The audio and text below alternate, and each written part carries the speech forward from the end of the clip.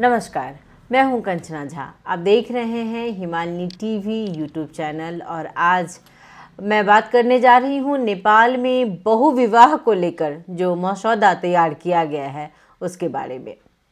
जब से इस मसौदे की बात आई है, महिलाओं में बहुत आक्रोश है। उनका कहना है कि इससे पहले भी प्रधानमंत्री ने महिलाओं को लेकर आपत्तिजनक बात कही थी। हम अभी इसका विरोध कर ही रहे थे कि तब तक में बहुविवाह मसौदा सामने आ गया।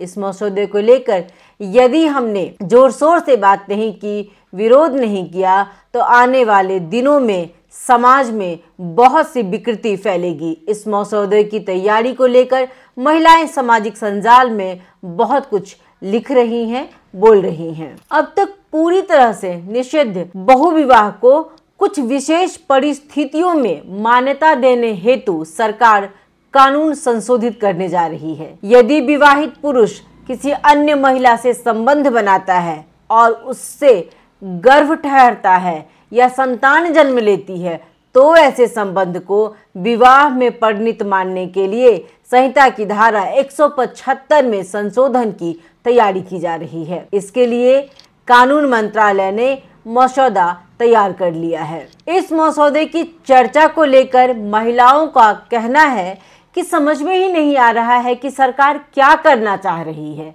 समाज में एक विकृति है, उसे कानूनी मान्यता देना चाहती है। हिंदू धर्म में अगर देखें तो विवाह को एक पवित्र संस्कार माना गया है।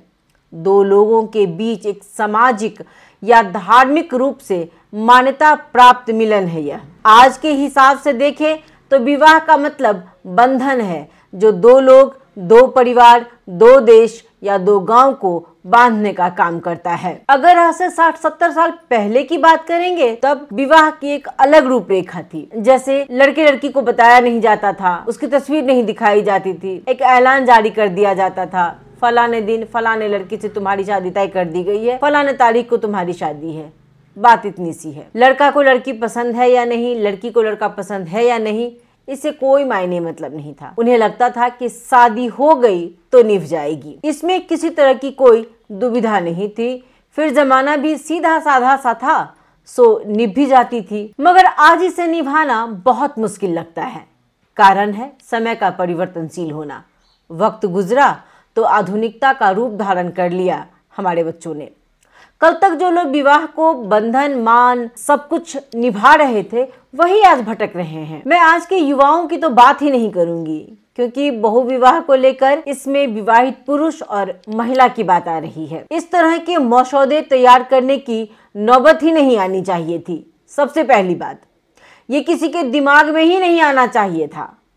पर पता नहीं किसके दिमाग की उपज है ये। एक महिला का कहना कि हो ना हो, ये किसी न किसी नेता का ही काम है, क्योंकि इस तरह का काम कोई मध्यम वर्गीय तो कर ही नहीं सकता है। ऐसा नहीं है कि वो बाहर किसी से प्रेम नहीं करता है या करती है, लेकिन वो संभल कर करते हैं, क्योंकि उन्हें हर वक्त अपनी जिम्मेदारी, अपनी नैतिकता, सामाजिक मान मर्यादा की चिंता रहती है। इसलिए मैं मध्यम वर्ग की तो बात ही नहीं करूंगी। हाँ, रही बात बड़े लोगों की, जिनके पास पैसे की कमी नहीं है, पद है, पावर है, तो ऐसे लोग या कहें कि नेता, सचिव, ये 2 या 3 न जाने कितनों से संबंध रखते हैं। बहुतों ने विवाह भी कर लिया है, लेकिन कानूनी रूप में उनके साथ नहीं है। ऐसे में अब जब पहली पत्नी को पता चला तो वो धमकी देगी कि मुद्दे की बात आएगी। यानी अब किसी न किसी बात का डर है उन्हें। इसलिए इस तरह के मसौदे की तैयारी चल रही है। सामाजिक संजाल पर इस तरह की बातें लिखी जा रही हैं, कही जा रही हैं। लेकिन इस तरह की विकृति को हरगिज हवा नहीं देनी चाहिए। कुछ नेताओं के आवाज पर ही इस तरह के मसौदे तैयार किए जा रहे हैं। अब सरकार क्या कहती है? तो सरकार का कहना है कि वर्तमान कानूनी व्यवस्था के कारण जब दूसरी शादी संभव नहीं होती तो कई महिलाएं पीड़ित होती हैं इससे। इसलिए कानून में संशोधन की पहल की गई है। कानून मंत्रालय का कहना है कि विवाह करने का अधिकार स्वतंत्र होता है।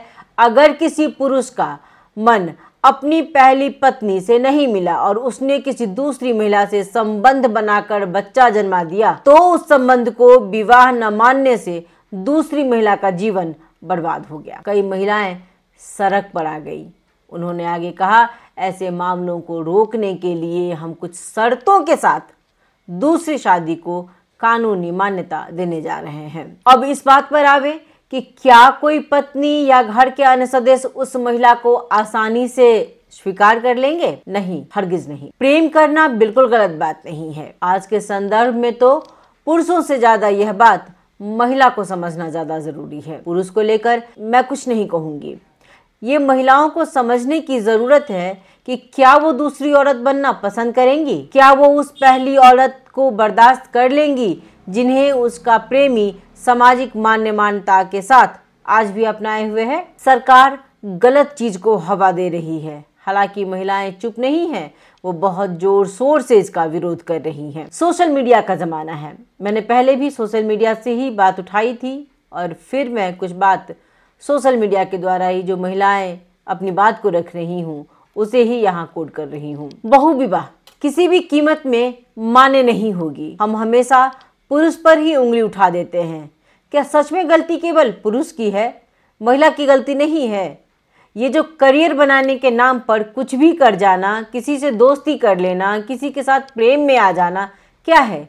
ये तो सरासर अन्याय है। बहुत केस आजकल आते हैं, कुछ दिनों तक सब कुछ सहमति से हो रहा होता है, अचानक से सब कुछ खत्म हो जाता है और महिला शिकायत दर्ज कर देती है कि फलाने ने मेरे साथ गलत काम किया है और फंस कर रह जाता है पुरुष। बहुत आसान है पुरुषों को फंसाना। उन्होंने यह भी कहा कि ऐसा नहीं है कि केवल पुरुष ही गलत होते हैं, महिलाएं भी पुरुषों का फायदा उठाती हैं।